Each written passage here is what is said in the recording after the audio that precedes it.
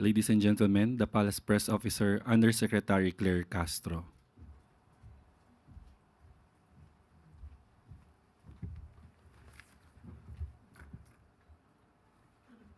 Magandang araw, Malacanang Press Corps. We have an official statement. The President spent the night under medical observation as a precautionary measure after experiencing discomfort. His doctors advise rest and monitoring, and his condition remains stable. The President continued to carry out his responsibilities while under medical observation and has returned to Malacanang. Thank you. At para sa ating mga good news, mga bayaning atleta ng bansa pinarangalan sa homecoming celebration sa Intramuros. Pinangunahan ni Pangulong Ferdinand R. Marcos Jr. kahapon ang pagpaparangal at pagpapasalamat sa mga atletang kumatawan sa Pilipinas sa nagdaang 33rd Southeast Asian Games na ginanap sa Thailand. Ipinagmalaki ng Pangulo ang 1,500 athletes at ang kamangha-manghang nilang husay at dedikasyon sa iba't ibang larangan ng palakasan. Bitbit ang dangal at pangarap ng bansa. Taas noong ipinamala sa mundo ng ating mga kababayan ang taglay na galing ng atletang Pilipino. Nakuha ng Pilipinas ang ika-6 na ranggo at nakapag-uwi ng 277 medalya ngayong taon. Mas marami kumpara noong 2021 at 2023 SEA Games. Ang tagumpay ng atletang Pilipino ay tagumpay ng sambayanan. Talaga namang kapuri-puri ang sipag, dedikasyon at pagmamahal para sa bayan ng ating mga bayaning atleta. Kabilang sa mga pinarangalan ng Pangulo sa nasabing kaganapan, sina Alex Ayala, na nakapag-uwi ng gold medal sa women's singles sa larong tennis. Ang unang ginto ng Pilipinas sa loob ng 26 na taon. 4-time SEA Games gold medalist in men's pole vault na si EJ Obiana. At ang Philippine women's football team na nag-uwi ng kauna-unahang gintong medalya sa women's football ng SEA Games. Ibinahagi din ng Pangulo na tatapatan ng Office of the President ang cash incentive ng mga atleta. 300,000 pesos para sa mga nag-uwi ng gold medal, 150,000 pesos para sa silver medalist, at 60,000 pesos naman para sa mga bronze medalist. Maliban dito ay magkakaloob din ng ang tanggapan ng Pangulo ng tig 10,000 piso sa mga atletang nanalo sa ibang mga palaro bukod sa SEA Games. Nangako naman ang Pangulo na patuloy na magiging suporta ng pamahalaan sa sports development ng bansa. Mula sa pagpapaunlad ng grassroots and youth sports programs at pagdaragdag ng mga angkop na pasilidad hanggang sa pag-agapay sa mga atletang lumalahok sa mga pandaigdigang palakasan. Kasama ng atletang Pilipino ang gobyerno sa bawat daan na kanilang tatahakin. Muli, maraming salamat sa ating mga bayaning atleta para sa karangalang inuwi nila sa bansa, sa inspirasyon na kanilang ibinibigay sa ating mga kababayan, at higit sa lahat para sa pagmamahal at puso na kanilang inaaalay sa Pilipinas. Mabuhay po kayo. Pinagdiriwan natin ngayong araw ang dangal, tibay ng loob at pambihirang kakayahan ng atletang Pilipino. At sa pagkatapos ng kompetisyon, hindi naman ninyo kami binigo. Nakuha ng Pilipinas ang ika-6 na ranggo at bukod pa roon nakamit natin ang 277 medalya. So I'm really grateful to be a part of history and to be a part of the President's administration. So we're all very deeply grateful and thankful. Ginagawa natin ang lahat ng ito upang hubugin ang mga susunod na henerasyon na atletang Pilipino. Higit sa pagkakilala sa mga suportang inyong natanggap, nais kong bigyan din ang kahalagaan ng disiplina. Binigyan ng halaga yung aming sakripisyo, yung karangalan na binigay namin. Sobrang thankful po kami na mayroon pong ganitong event. Sobrang saya din kasi yung na-recognize ng government natin yung lahat ng effort and sacrifices ng mga national athlete. Muli, congratulations sa inyong lahat. Maraming salamat. Mabuhay ang atletang Pilipino! Mabuhay ang bagong Pilipinas! Malampaya East 1, pinababantayan ni Pangulong Ferdinand R. Marcos Jr. Ipinag-utnos ni Pangulong Marcos Jr. sa Philippine Coast Guard o PCG ang mahigpit na pagbabantay sa Malampaya upang masiguro ang yamang enerhiya ng bansa. Bilang tugon, binigyan diin ng PCG sa pangunguna ni Commandant Admiral Ronnie Hale Gavan ang planado at maingat na paglagay ng kanilang 97-meter offshore patrol vessel sa Malampaya East. Kasama ring ilalagay doon ang dalawang 44-meter patrol vessel at aerial assets ng PCG. Ayon sa Coast Guard, layunin ng Pangulo na masiguro ang walang patid na pagbabantay at pagprotekta sa Malampaya East 1 sa gitna ng importansya nito sa seguridad ng enerhiya at pambansang interes.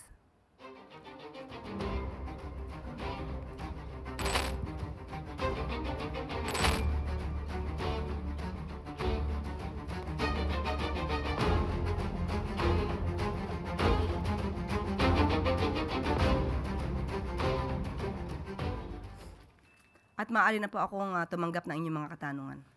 Para po sa unang katanungan, Maricel Halili, TV5. Magandang umaga po, Yusek. Ma'am, before I proceed to my original question, just to follow up on the President's health, may we know what particular discomfort did the President experience last night? Hindi po sa atin na nabanggit kung ano ang particular na discomfort na kanyang naranasan. But ang maimportante po rito at dapat natin maipaalam sa ating mga kababayan na siya po ngayon ay muling nagtatrabaho at nasa Malacanang. Siya po ay nasa maayos na kalagayan at mamayang hapon po ay magkakaroon pa po siya ng dalawang pribadong meeting. Okay. So does it mean that makikita rin siya ng public in the next few days, or should we expect the President to take it easy and stay in Malacanang for a while? Sa ngayon po ay may pribado mga meetings po, so makikipag-ugnayan na po siya sa ibang mga opisyal. At tingnan po natin kung bukas po, dahil meron po siyang event, kung maa-advise siya ng doktor na okay naman po siya, malamang po ay makikita rin agad natin ang Pangulo.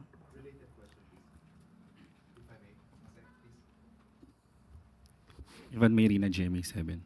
Yusek, have you personally seen the President, and can you tell us your observations of his overall condition? Sa ngayon po, hindi ko po personal nakita ang ating Pangulo. Thank you.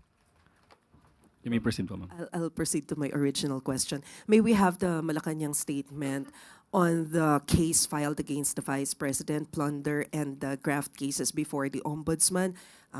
I understand the President was not feeling well last night, but I wonder if he mentioned anything about this. Wala po, napag-uusapan patungkol po sa anumang kaso na naisampa sa Vice Presidente. Batang Pangulo naman po natin ay naniniwala sa kakayahan ng Ombudsman at naniniwala sa katotohanan. Muli, kung sino yung dapat na managot, ay dapat na managot. So kung may katotohanan ang mga akusasyon laban sa isang opisyal, dapat lamang po ito maimbestigahan. But given the President is facing complaint, and then the Vice President is also facing complaints to highest officials of the land, what does it say about our country? Muli, ang Pangulo, sabi po niya sa atin, ay handa po siyang harapin to dahil alam po niya na wala po siyang nalabag na anumang batas at hindi po siya nag-commit na anumang impeachable offense. At doon lamang po sana manatili na ang mga investors, ang mga kababayan po natin ay maniwala at magtiwala sa ating Pangulo. At lahat po tayo rito, hindi lamang po ang Pangulo, lahat po tayo ay dapat na magkaisa upang mas lalo pa natin patatagin ang ating bansa. Salamat. Sunod po na tanong, Rafi Ayeng, Daily Tribune. Good morning, Yusek, sorry.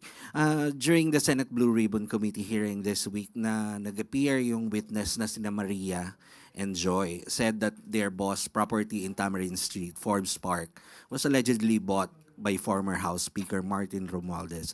In a video dated November 24, 2025, Saldico claimed that Romualdez instructed him to deliver cash to 30 Tamarind Road. He described it as a drop-off point near the president's residence. The question is, does the president own a property near that area? And what is the reaction of the palace since the statement of Maria and Joy seemingly corroborates what Saldico revealed? And will these allegations eventually leads again to the president? Kung ano man po ang kanilang mga nasabi, mas maganda po na sila ay magkaroon ng ebidensya para mapatunayan po ito. At patungkol po naman sa binabanggit nila kay House Speaker po. House Speaker Romualdez. Former. Hayaan po natin na si Speaker Romualdez po or former Speaker Romualdez po ang siyang tumugon po dyan.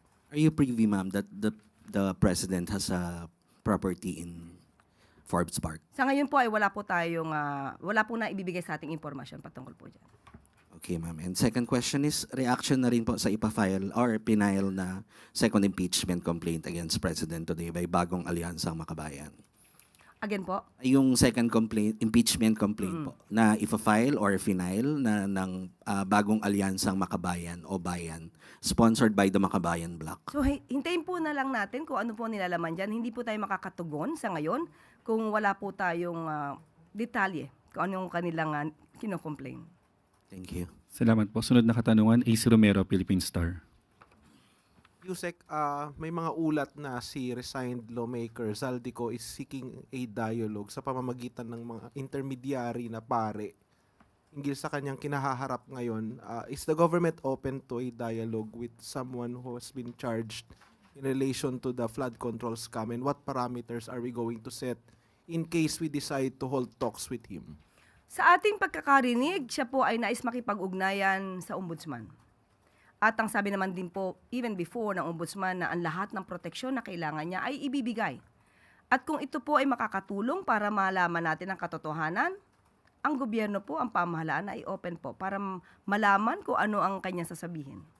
Pero ano po yung mga limits o parameters na sa tingin ninyo dapat in place kapag natuloy man yung usapang ganun? Nasa kamay na po iyan ng ombudsman kung sila po ay magkikita. Depende na po iyan na basta po ang naislaman ng Pangulo ay lumabas ng katotohanan at kung sino man ang maaaring responsable sa mga maanumalyang flood control projects ay sila maimbestigahan at managot. Pero on the part of the administration, kasi yung ombudsman is hiwalay po sa bureaucracy natin, no? So sa part ng government, sa admin, open ba kayo sa similar na discussions with former representative ko? Wala pa po naman siyang binibigyan ng suggestion na siya ay makikipag-usap sa Pangulo o sa administrasyon. Hintayin po muna natin kung ano yung kanyang itutugon. Salamat po. Salamat po. Tuesday New, DZBB. Good morning, ma'am. Nasagot nyo na yung unang tanong ko kung nasaan si Presidente. Follow up na lang po, mayroon ba kaming dapat ipag-alala sa lagay ng kalusugan ngayon ng Pangulo? Wala po. Kailangan lang din po namin masabi sa inyo kung ano po yung naranasan ng Pangulo kagabi dahil kahit no madaling araw po ay nagtatrabaho po ang Pangulo. Malamang po ang naranasan niya ay sobrang pagod sa pagtatrabaho. Pero dahil sinabi naman po ng doktor na naayos siya at maganda naman ang kanyang kalusugan, siya po ay nasa Malacanang at muli magtatrabaho maya-maya lamang po. Clarification lang po, na-ospital po ba si Presidente kagabi o dyan lang siya sa bahay nila pinuntahan ng doktor? Yan po ay hindi po nabigay sa atin ang pinakadetalye. Okay. Isa pang question, ma'am. Sabi po ni MMDA General Manager General Nicolas Torre III, hindi pa siya retired sa PNP at hindi po siya nag-file ng optional retirement. Taliwas po sa sinasabi ngayon ng NAPOLCOM. Paano po natin maire-reconcile yun ng executive, considering na yung executive po ang nagtatalaga ng mga opisyal natin sa gobyerno? Wala po bang magiging conflict doon? Opo. Nakausap po mismo natin si General Torre at malamang po ay nagkaroon lang ng konting misunderstanding. Pero muli, the President appointed General Torre as the General Manager of MMDA. He took his office. He is now actively performing his job as the General Manager of MMDA. And for his optional retirement, he will receive full benefits and emoluments as a 4-star general. So, ibig sabihin po ba nito ay maililipat na o willing na siya na ilipat yung 4-star rank niya kay General Jose Melencio Nartates? Yan po ang sinabi natin sa kanya. Pumayag naman, ma'am. Okay na sa kanya yon, accepted na niya. Accepted po niya yun. Dahil po tinanggap niya po ang posisyon na ito, alam niya naman po kung ano po ang maaaring mangyari at Muli, ang mangyayari lamang po, siya po ay tatanggap ng benepisyo, full benefits, at lahat ng emoluments as a 4-star general. Okay, so wala na tayong magiging problema doon. Wala na po. Okay, salamat po ma'am. Salamat po. Tina Maralit, The Manila Times. Hi ma'am, follow up lang po dun sa tanong. Sinabi po kasi ni General Torre na plano niyang makausap si Presidente at ang NAPOLCOM regarding sa issue, pero nabanggit niyo nga po na nakausap niyo pa personal, so hindi na po mangyayari ang pinaplanong meeting. Hindi na po, naayos na po kasi kung mayroon mang misunderstanding na nagkapaliwanagan na po. So ma'am, isa pa po, do you think there's a need to revisit the PNP law para po hindi na maulit ang ganitong scenario in the future? Maaari po kung ganito po ang nangyayari at nagkakaroon po ng misconception sa mga provisions ng batas, maganda po ma-revisit at malaman kung ano ang dapat na mabago. Salamat po. Sunod po na tanong, Clay Pardilla, PDV4. Good afternoon po, Yusek. TomTom Traffic Index report says that the Philippines is the most congested in Asia. How optimistic is the government that investments will continue to flow into the country despite having flood control issues and political noise as well? Una po, nagbigay na rin po ng pahayag at aking babasahin kung ano po ang pahayag ni MMDA Chair Don Arte sa nasabing issue at particular po sa ASEAN. As far as ASEAN is concerned, may mga preparations na including EDSA rehabilitation from MOA to Orense. May mga inilatag din na traffic measures sa venue and nearby areas. With the addition of General Torre as the new General Manager of the MMDA, he comes with a new perspective na ngayon ay inaaral. We will simulate and soon implement. So makakaasa po kayo, ito naman po ay tinutugunan at hindi naman to tinutulugan ng pamahalaan. Nagkakataon lamang po talaga siguro may mga pagkakataon na may issue about traffic. Pero ito po ay tinutugan naman po ng ahensya. Chloe Hofana, Business World. Yusek, last Tuesday nag-meeting po si Presidente and Governor Remolona. May we ask for further details? Ano po yung napag-usapan nila? Okay, ito po yung mga highlights sa meeting. Patuloy na nanatiling mababa at kontrolado ang antas ng headline inflation at inflation para sa pinakamababang 30% ng income household sa bansa. Nananatiling kontrolado ng pamahalaan ang mga posibleng panganib sa inflation outlook at inaasahang pasok pa rin sa itinakdang target na antas nito sa taong 2026 at 2027. Ang produksyon ay naapektuhan ng mahinang kumpiyansa ng merkado, ngunit inaasahan ang unti-unting pagbuti ng ekonomiya simula sa second quarter ng 2026 hanggang 2027. Gayunman, nananatiling mas mabigat ang mga hamon sa paglago, lalo na kung mas mabagal ang pagbabalik ng tiwala ng mga namumuhunan at consumer. Sa usapin ng pamilihang pinansyal, ang paghina ng piso ay dulot ng kakulangan sa balanse ng kalakalan at pananalapi. Hindi lamang ito nararanasan ng Pilipinas sapagkat maging ang ibang bansa sa Asia ay may katulad na kalagayan. Nakakaranas din ng paghina ng kanilang mga pera noong 2025. Ipinakikita rin nito ang pangkalahatang pag-igting ng US dollar at ang inaasahang pagkaantala sa pagbaba ng interest rates ng US Federal Reserve. So mas nakatuon po ang BSP sa pagpigil sa labis na paggalaw ng halaga ng piso kaysa sa pagtatakda ng tiyak na antas ng palitan. Yusek, last week, before yung back-to-back na record low peso level, sabi po ninyo na wala pang immediate need for the BSP to intervene. Do we still stand by that statement? Sa ngayon po, yan pa rin po ang napag-usapan at muli magre-report naman sila sa Pangulo kung kinakailangan na po talaga ng intervention. And last question po, ano po yung possible na trigger para mag-intervene ang BSP? Hihintayin po ba natin ang 60 peso per US dollar na exchange rate? Ayaw po sana. Ayaw po ng Pangulo na umabot pa to sa 60 pesos na palitan. So, abangan na lang po natin kung ano po muli ang mapag-uusapan at kung ano ang gagawin po ng BSP patungkol po dito. Salamat po. Sunod po na tanong, Ivy Reyes, Bilyonaryo. Yusek, before my main question po, banggitin ko lang po yung articles of impeachment ng Bayan kanina. institutionalizing systemic corruption and patronage by adopting the BBM parametric formula. The president betrayed the public trust by institutionalizing and entrenching a pork barrel system. Your comment po. Again, BBM parametric formula, and then?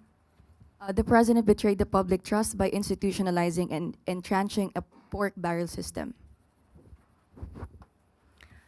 Okay, unang-una, ito rin naman po yata ang naging issue patungkol pa rin po sa GAA, patungkol pa rin po sa pagbibigay ng ayuda. Unang-una, nasaan po ba yung sinasabi nating BBM parametric formula? They have to prove that.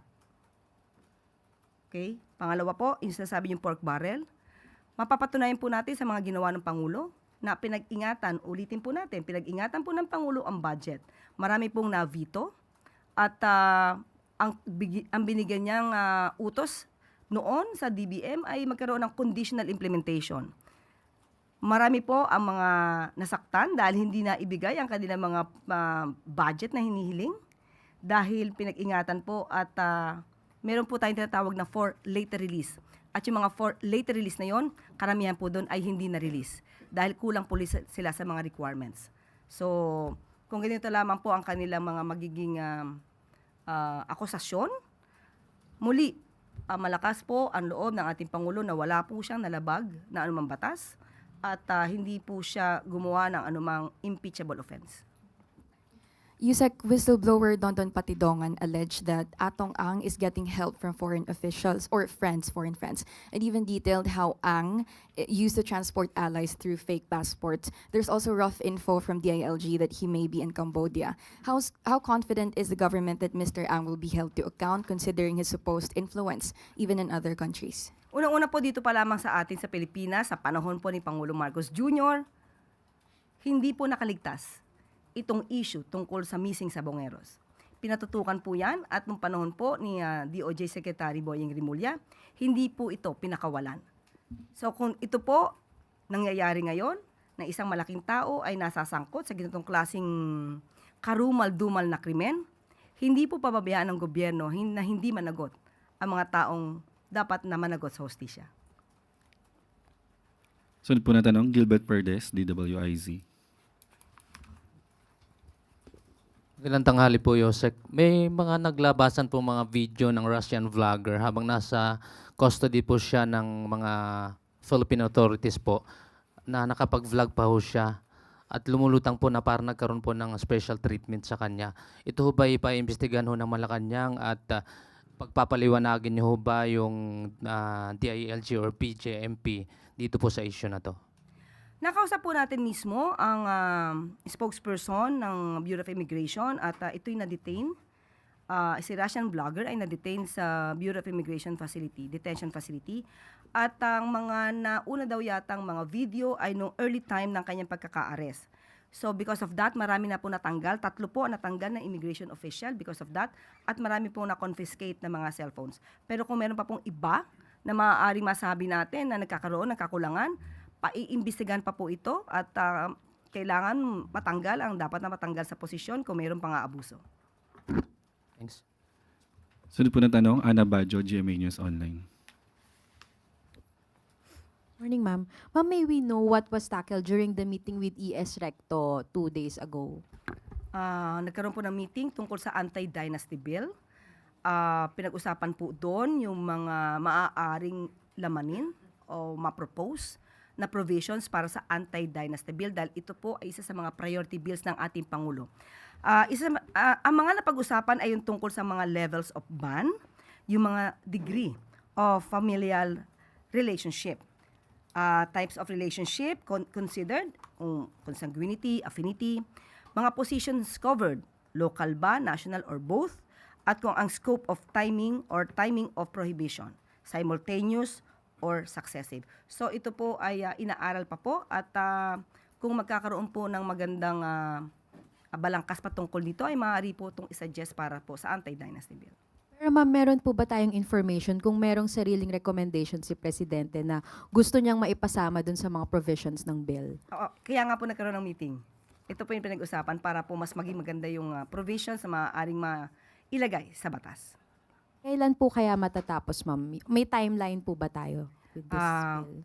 Ibibigay ko po sa inyo yung update. Kaka-meeting pa lang po eh. Thank you, ma'am. Para po sa huling katanungan, AC Romero, Philippine Star. Yusek, just a follow-up on the peso. Nabanggit nyo the President does not want the exchange rate to reach the 60 peso threshold. Bakit po? Hindi, sa tingin po ng Pangulo, hindi po magiging maganda na tumaas pa ang palitan na hindi pa pabor sa peso. Because what sectors yung kanyang concern about? Wala po na, buong Pilipinas po, para sa ekonomiya ng Pilipinas. Ano ba yung nakitang na impact if it rises further sa rate na yun? Kapag tumaas po kasi na 60 pesos, bumaba yung value ng peso, definitely, mag-i-increase yung debt natin because yung palitan po, tataas po yun. So yun po yung naging Isa po concern yun. ng Pangulo. Mm-mm. Okay. Apa. Salamat. Follow-up question, Ivan Mayrina, GMA7.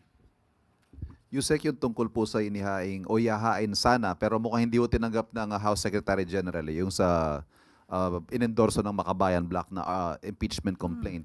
May dalawa pa hong article din nabanggit ni Ivy. Ito ho yung abuse of discretionary power over unprogrammed appropriations. At yung Article 3, direct personal involvement in kickback schemes. Hindi ho tulad doon sa naunang complaint, focus po ang reklamo ng grupong bayan sa katiwalian, lalo na sa tungkol sa budget at sa paggamit nitong mga unprogrammed appropriations. Will the palace maintain its former position na wala hong basihan itong impeachment complaint? Unang-una po kasi pag sinabi nilang abusive, kailangan talaga i-prove to. Kung wala naman po sila mailalagay na anumang pruweba sa kanilang complaint, naggagawa lamang po sila ng kwento, naghahabi ng istorya. At po sinabi yung kickbacks, kailangan po pa rin patunayan ito. Hindi po pwedeng nasa guni-guni ng isipan ng tao. So, mahihirapan po sila talagang i-prove to dahil wala naman po talagang ginawa na violation ang ating Pangulo. Last follow-up lang po, Yusek. Rafael Yang, Daily Tribune. With regards to impeachment na lang po, ma'am. Sabi ni Senator Amy Marcos, scripted na naman daw po. At parang scripted daw dahil yung unang complaint, yun nga, balik tayo dun sa lawyer din ni First Lady. And then, ito rin susunod na, scripted din po. What's the, Bakit, bakit naging scripted yung pangalawa? Bale, yun rin po yata ang iniisip ng, ng minority ng Senate. Wala naman po kasi talaga silang maituturo na naging kamalian ng Pangulo. Yan lamang din po ang lagi nilang sasabihin tungkol sa pagpirma ng GAA, tungkol sa di umanong kickbacks na wala namang mga ebidensya. Unang-una po, pinaliwanag na po natin to na hindi po naging lawyer ni First Lady Liza Marcos itong si Atty. Andre De Jesus. At sa ating pagkakaalam, ito din po ay kanyang dininay na meron silang ugnayan ng First Lady. At siya po mismo ang umamin na siya po ay naging lawyer ng PDP Laban Duterte Group. Inamin po niya yan. At ang nais po niya noon ay ma-legitimize ang grupo ng PDP Laban Duterte Group. So, muli, wala po siyang kaugnayan sa unang ginang.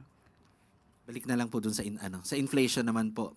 Ma'am, tuloy-tuloy pa rin ang pagtaas. Mataas pa rin ang presyo ng mga karne, isda at gulay sa palengke. And what is the intervention of the palace on this? Sa ngayon po, tatanungin po natin si Secretary Kiko kung ano ang pinaka-estado dito. Wala pa po tayo kasing konteksto dyan. But makaasa po kayo na makikipag-ugnayan po tayo kay Secretary Kiko patungkol po dyan. That's the last question, Yusek. Thank you po. Okay? Salamat. Patuloy na suporta ng national government sa BARM, tiniyak ni Pangulong Marcos Jr. Makakatiyak ang Bangsamoro Autonomous Region in Muslim Mindanao o BARM na walang patid na suporta ng pamahalaan sa pangunguna ni Pangulong Ferdinand R. Marcos Jr. Binigyang halaga rin ng Pangulo ang nalalapit na halalan sa BARM bilang pagkakataon para maipahayag ng mamamayan ang kanilang boses at mapalakas ang demokratikong pamumuno. Kahapon ay pinangunahan ni Pangulong Marcos Jr. ang pagdiriwang ng ika-7 anibersaryo ng BARM kung saan binigyang diin niya ang mahalagang tagumpay sa mahabang paghangad ng kapayapaan at pagkakaisa sa Mindanao. Sa kanyang talumpati, binigyan diin ng Pangulo na sa loob ng 7 taon ay may malinaw na pag-unlad sa Mindanao. Napakalakas ng mga institusyon na itaguyod ang sariling pamamahala at mas tumibay ang ugnayan ng pambansang pamahalaan at pamahalaang Bangsamoro. Sa gitna nito, iginiit din ng Pangulo na ang kapayapaan ay dapat magsilbing pundasyon para sa mas malawak na kaunlaran, mas maraming oportunidad sa kabuhayan at mas maayos na pamumuhay ng bawat Pilipino sa rehiyon. Sa huli, nananawagan si Pangulo Marcos Jr. ng pagkakaisa at sama-samang pananagutan upang mapangalagaan ang kapayapaan. At para makabuo ng isang bagong Pilipinas na nakasentro sa pananagutan, pakikilahok at pag-asa sa mas maliwanag na kinabukasan. Naninindigan ng Pangulo sa kahalagahan ng pagtutulungan ng bawat isa mula Luzon, Visayas at Mindanao. At bago tayo magtapos, good news mula sa Department of Tourism. Bilang tugon sa panawagan ni Pangulong Ferdinand R. Marcos Jr.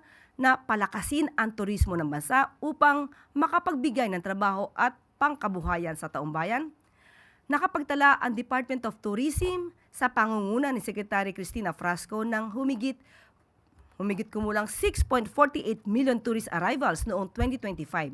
Tinatayang nakapagdala ito ng nasa 694 billion pesos international visitor spending. Pagpapakita sa mas matibay na sektor ng turismo sa bansa sa ilalim ng pamumuno ni Pangulong Marcos Jr. Ayon kay Secretary Frasco, ang nakaraang taon ay maituturing na isang makabuluhan at maunlad na sektor ng turismo, lalong-lalo na sa larangan ng gastronomy, connectivity, workforce development at infrastruktura. Kasabay sa mahalagang tagumpay sa turismo, ang masasayang paglulunsad ng Michelin Guide Philippines kung saan kinikilala ang 108 restaurants sa Manila at Cebu. At ang pagdaraos ng kauna-unahang Terra Madre Asia and the Pacific o TMAP sa Bacolod. Ipinapatupad din ng DOT ang Food and Gastronomy Tourism Roadmap 2024-2028, ang Local Market Tourism at ang Salam 2025 Expo na naglalayong palakasin ang halal at Muslim-friendly tourism. Numawak din ang infrastruktura at konektibidad sa pagbubukas ng 19 na bagong international direct flight routes, patuloy na pag-usbong ng cruise tourism at paghahanda sa mga pandaigdigang pagtitipon kagaya ng ASEAN Tourism Forum 2026 sa Cebu at UN Tourism Global Forum on Gastronomy. Gayon din, isinusulong ng DOT ang mga serbisyong nakatuon sa mga bisita katulad ng transit tour program at medical concierge service. Mahigit 40,000 na manggagawa naman sa sektor ng turismo ang natutulungan ng ahensya matapos na tamaan ng iba't ibang sakuna sa bansa. Naniniwala si Pangulong Marcos Jr. na patuloy na uusbong ang sektor ng turismo sa bansa alinsunod sa National Tourism Development Plan 2023 to 2028. At dito na po nagtatapos ang ating press briefing. Magandang araw para sa bagong Pilipinas.